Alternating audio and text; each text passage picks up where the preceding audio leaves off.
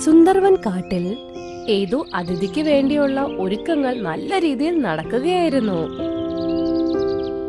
കാട്ടിലെ മരങ്ങളില് ജഗ്ഗു കുരങ്ങൻ നല്ല മിന്നിത്തിളങ്ങുന്ന ബൾബിടുകയായിരുന്നു. ആ വഴി പോയ ഭീമ ആന ജഗ്ഗു കുരങ്ങനെ നോക്കുകയായിരുന്നു. വെളിച്ചമെല്ലാം ശരിയായി വെക്കൂ. ഭീമ മാമ, ഇതിലപ്പുറം നന്നായിട്ടൊന്നും വെക്കാൻ എനിക്കറിഞ്ഞൂടാ. എപ്പോഴെപ്പോഴും പറഞ്ഞ എന്നെ ബുദ്ധിമുട്ടിക്കാതിരിക്കാമോന്ന്. നിനക്കറിയാമോ നമ്മുടെ കാട്ടിലെ രാജാവായ ഷേർസിംഗ് ഇക്കാര്യത്തിൽ എത്ര കർക്കശക്കാരനാണെന്ന്? ജഗ്ഗു ദേഷ്യത്തോടെ പറഞ്ഞു. അവനെ കണ്ടാലേ രാജാവെന്ന് തോന്നൂല, സിനിമയിലെ ലാലേട്ടനാന്ന് തോന്നുന്നത്. എല്ലാ കാര്യത്തിലും മിസ്റ്റർ പെർഫെക്റ്റ് ആണെന്ന വിചാരം. എന്നാ ശരി, ഞാൻ മറ്റു സ്ഥലങ്ങൾ പരിശോധിച്ച് മടങ്ങി വരാം. ഇത്രയും പറഞ്ഞ് ഭീമ ആന അവിടുന്ന് നേരെ ചീക്കു മുയലും ബില്ലു മുയലിന്റെ റെസ്റ്റോറന്റിൽ വന്നെത്തി. ചീക്കു, ഖർഗോഷ്, എല്ലാം തയ്യാറാക്കി വെച്ചിട്ടില്ലേ? അതെ ചാച്ചാ, എല്ലാ തയ്യാറെടുപ്പുകളും കഴിഞ്ഞിരിക്കുന്നു. ഒരു കാര്യം ഓർമ്മ വേണം, കാട്ടിലെ എല്ലാ കാര്യങ്ങളും നോക്കാനുള്ള ചുമതല ഷേർസിംഗ് എന്നെ ഏൽപ്പിച്ചിരിക്കുന്നത്. അതുകൊണ്ട് എല്ലാം നന്നായി ചെയ്യണം. എനിക്കൊരു കാര്യം മനസ്സിലാവുന്നില്ല ഭീം മുത്തശ്ശ, ഇങ്ങോട്ടേക്ക് ഏത് അതിഥിയാണ് വരുന്നത്? അല്ല, കാട്ടിലെ രാജാവ് എല്ലാ മൃഗങ്ങളെയും കൊന്നൊടുക്കുന്നുണ്ടല്ലോ. എടോ, ഒന്ന് പതുക്കെ പറയൂ. ഇനി അബദ്ധത്തിലെങ്ങാനും നിന്റെ വാക്കുകൾ രാജാവിന്റെ ചെവിയിൽ എത്തിയാ പിന്നെ രാജാവ് നിന്നെ വെറുതെ വിടില്ല. ഞാൻ ഉദ്ദേശിച്ചത് അതിഥി ആരാ വരുന്നതെന്നാ. അത് ഷേർസിംഗിന്റെ ബാല്യ സുഹൃത്താ. ഇപ്പൊ ദുബൈയിലെ കാട്ടിലെ രാജാവാ. അദ്ദേഹമാ വരുന്നത്. അപ്പോഴേക്കും സുന്ദരിയായ ഒരു കിളി ആ വഴി പറന്നു വന്നു. കാട്ടിലെ മഹാരാജാവായ സിംഹം നിങ്ങളെ വിളിപ്പിച്ചിട്ടുണ്ട്. ഭീമ ആന നേരെ സിംഹത്തിന്റെ അടുത്തേക്ക് വന്നു. എല്ലാ കാര്യങ്ങളും തയ്യാറാക്കിയോ ഭീമ? ഭീമ തല താഴ്ത്തി പറഞ്ഞു. അതേ രാജൻ, എല്ലാം തയ്യാറാക്കിയിട്ടുണ്ട്.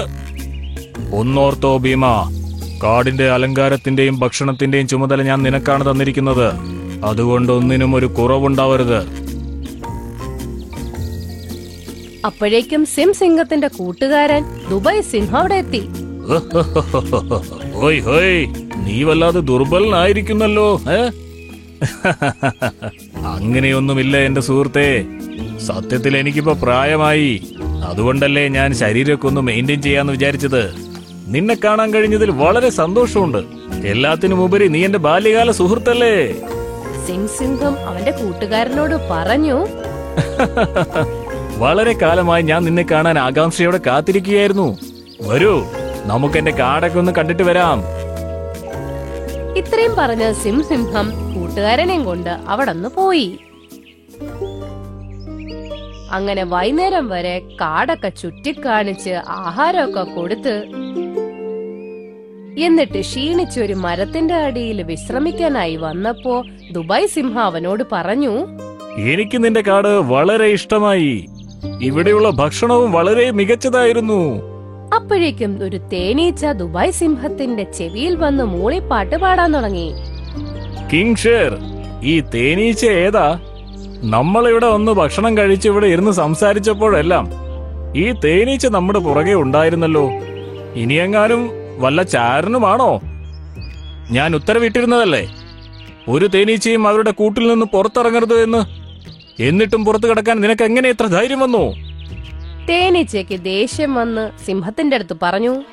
നിങ്ങൾ ഏത് മരത്തിന്റെ അടിയിലാണോ ഇരിക്കുന്നത്, ആ മരത്തിന്റെ അവിടെയാണ് എന്റെ വീട്. നിങ്ങൾ കാട്ടിലെ രാജാവായിരിക്കും, പക്ഷെ ഞങ്ങളുടെ അല്ല.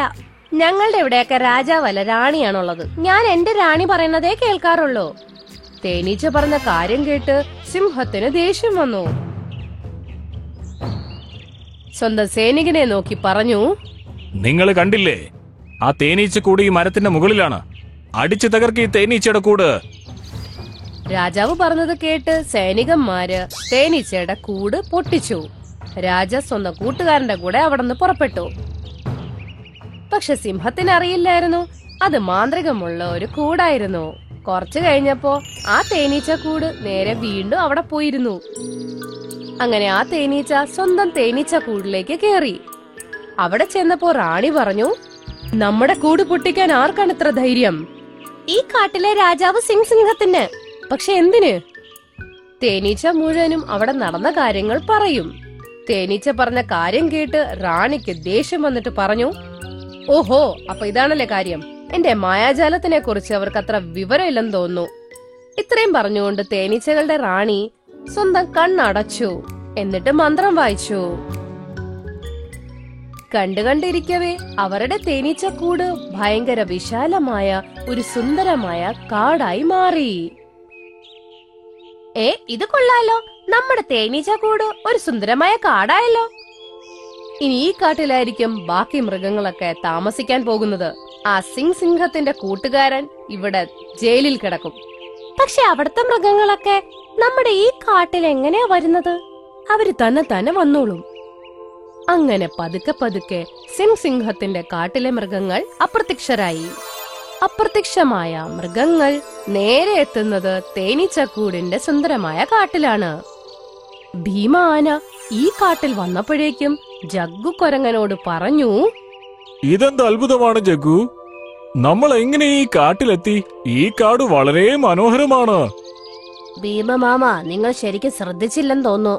നമ്മള് മാത്രമല്ല, ഈ കാട്ടിലെ എല്ലാ മൃഗങ്ങളും തന്നെ ഈ കാട്ടിൽ വന്നതായിട്ടാ എനിക്ക് തോന്നുന്നത്. എല്ലാവരുടെയും നോട്ടം കണ്ടിട്ട് തോന്നുന്നില്ല നിങ്ങൾക്ക്? അപ്പോഴേക്ക് തേനീച്ചകളുടെ റാണി അവിടെ എത്തിയിട്ട് അവരോട് പറയും, ഇനി മുതൽ നിങ്ങൾ ഇവിടെയാണ് താമസിക്കുന്നത്. ഇവിടെ ഒരു രാജാവ് സിംഹവും ഉണ്ടാവില്ല.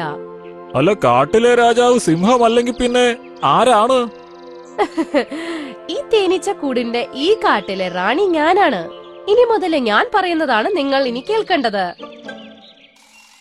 ഇവിടെ ദുബായ് സിംഹം സ്വന്തം കൂട്ടുകാരൻ സിംഹത്തിനോട് സംസാരിക്കുകയായിരുന്നു. സംസാരിച്ചുകൊണ്ടിരിക്കുമ്പോ തന്നെ പെട്ടെന്ന് അവിടുന്ന് അപ്രത്യക്ഷമായി പോകും. അല്ല, ഇതെങ്ങനെ സംഭവിച്ചു? എന്റെ സുഹൃത്ത് എവിടെ പോയി? സിംഹം അവന്റെ കൂട്ടുകാരനെ തപ്പി കാട് മുഴുവൻ ചുറ്റി നടന്നു. അവൻ നോക്കുമ്പോ കാടിന്റെ അകത്ത് ഒരു മൃഗം പോലും ഇല്ല.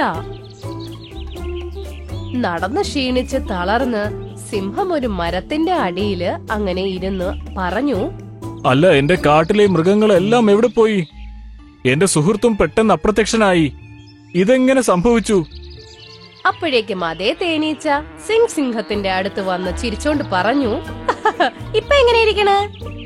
അവൻ മരത്തിന്റെ മുകളിലേക്ക് നോക്കിയപ്പോ അവൻ പൊട്ടിച്ചു കളഞ്ഞിരുന്ന ആ തേനീച്ച കൂട് അവിടെ തന്നെ ഇരിപ്പുണ്ടായിരുന്നു. ഈ കൂടിന്റെ പട്ടാളക്കാർ തകർത്തു കളഞ്ഞതാണല്ലോ. പിന്നെ ഇതെങ്ങനെ വീണ്ടും സംഭവിച്ചു? നിനക്ക് ഞങ്ങളെ അറിഞ്ഞുകൂടാ. ഞങ്ങൾ എല്ലാവരും ജാലവിദ്യ അറിയുന്ന തേനീച്ചകളാ. മനസ്സിലായി. ഇതിന്റെ എല്ലാം അർത്ഥം എന്റെ കാട്ടിലെ എല്ലാ മൃഗങ്ങളും കൂടാതെ എന്റെ സുഹൃത്തും അപ്രത്യക്ഷനായത് നീ കാരണമാണ്. എത്രയും പെട്ടെന്ന് തന്നെ എല്ലാ മൃഗങ്ങളെയും എന്റെ സുഹൃത്തിനെയും തിരിച്ചു കൊണ്ടുവരൂ. അത് സംഭവമല്ല. ഇനി വേണമെന്നുണ്ടെങ്കിൽ റാണിയോട് വേണേ സംസാരിക്കും. എന്നാ ആയിക്കൊള്ളട്ടെ, എന്നെ നിങ്ങളുടെ രാജ്ഞിയുടെ അടുത്തേക്ക് കൊണ്ടുപോകൂ. പെട്ടെന്ന് സിംഹം അവിടുന്ന് അപ്രത്യക്ഷനായി. എന്നിട്ട് അവൻ നേരെ എത്തിയത് ആ സുന്ദരമായ കാട്ടിലായിരുന്നു. കാട്ടിലെ രാജാവേ, നിനക്ക് സുഖമാണോ? അപ്പോഴേക്കും സിംഹത്തിന്റെ ചെവിയിൽ കൂട്ടുകാരന്റെ ശബ്ദം കേൾക്കാനിടയായി. അവൻ കൂട്ടിലായിരുന്നു. ഹോയ് ഹോയ്, ഞാനിവിടെ പെട്ടിരിക്കുക. നീ വന്ന് എന്നെ രക്ഷിക്കുമെന്ന് അറിയാമായിരുന്നു.